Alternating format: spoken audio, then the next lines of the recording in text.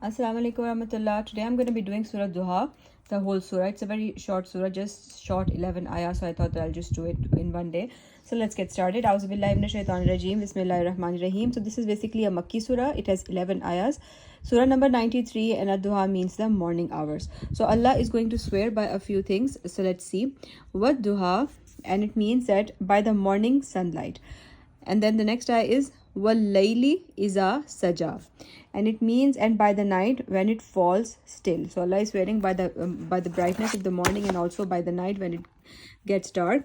Ma wadda'aka rabbuka wa ma qala, and it means that your Lord, O Prophet, has not abandoned you, nor has he become hateful of you. So you know what, there came a time when revelation stopped for some time, and the people of Makkah, Prophet's neighbors even, and everyone around him, they started mocking him and saying that, you know, what happened, your Lord left you, he did not, no more revelation, no more Quran, you know, all that kind of stuff they started saying, and Prophet was affected by those things that they were saying. So finally the surah was revealed in which Allah said that your Lord, O Prophet, has not abandoned you. And you know what, the revelation when it came to the Prophet sallallahu alaihi wasallam, it was a very it was difficult on him when it came on, and different his different conditions are mentioned in different hadiths.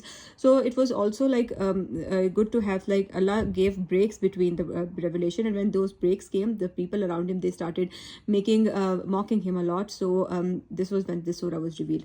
So this is ayah number 3. Then the next ayah is walal akhiratu khairul laka minal ula, and the next life is certainly far better for you than this one. So this basically has two meanings. The first meaning is that, like, you know, the time of your life which is going to come later on, like after he went to Medina and after all the victories that happened, that's going to be better than this time, that is the difficult time for you. So one meaning is in the worldly life, and the second meaning is like in the hereafter, like that the life that's going to come for you in the hereafter is going to be better than this life that you're living.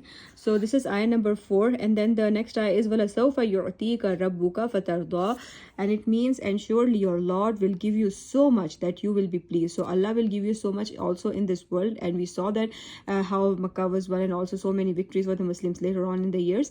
And then of course in the afterlife we cannot even imagine how much Allah is going to bless Rasulullah sallallahu alaihi wasallam. So then next ayah is alam yajidka yatiman fa'awa, and it means that Allah is then making him realize the blessings that he bestowed upon him. So did he not find you an orphan and then sheltered you? So Prophet sallallahu alaihi wasallam, as we know, that his father had died before he was born. So he was his grandfather, and then his uncle, he raised him. So Allah provided him shelter, right? So Allah is mentioning that alam yajidka yatiman fa'awa wa wajadaka dhallan fahada, and it means that did he not find you unguided and guided you? You know what, Prophet ﷺ was deeply disturbed by the idol worshipping in Makkah, and he used to go on the cave above on the cave of Hira to spend some secluded time to think about nature, to think about the religion of Ibrahim alayhi salam. So Allah, he was looking for guidance, right? So Allah guided him. So that is what Allah is mentioning here. And then the next ayah is ayah number 8, وَوَجَدَكَ عَائِلًا فَأَغْنَى, and it means that did he not find you needy, then satisfied your needs. And we know that previously Prophet sallallahu alaihi wasallam, he did not have much money. Hazrat Abu Talib, he was also not very rich. So after Prophet sallallahu alaihi wasallam married Sayyidah Khadija, he was like she was very rich, and his financial condition became improved a lot. It's raining here, alhamdulillah, subhanallah, Allah ta'ala, may Allah forgive us all, may Allah forgive our sins and protect us from the punishment of fire. Ameen. Subhan. We should also always make dua when it rains. It's a time when the duas are accepted. Okay, so the 9th ayah is فَأَمَّا الْيَتِيمَ فَلَا تَقْهَرْ. It means, and so do not oppress the orphans. So these are some advice that are being given, because you know the orphans and all those they were oppressed in that society. And then the next ayah is ayah number 10, wa amma sa'ila fala tanhar, and it means nor repulse the beggar.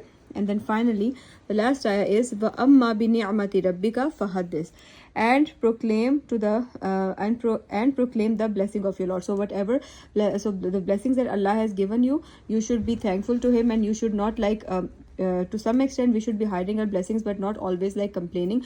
We should be like thankful for the blessings of Allah. So with this, alhamdulillah, Surah Duha is completed. Inshallah, I'll see you on Monday with the next surah. Fi amanallah.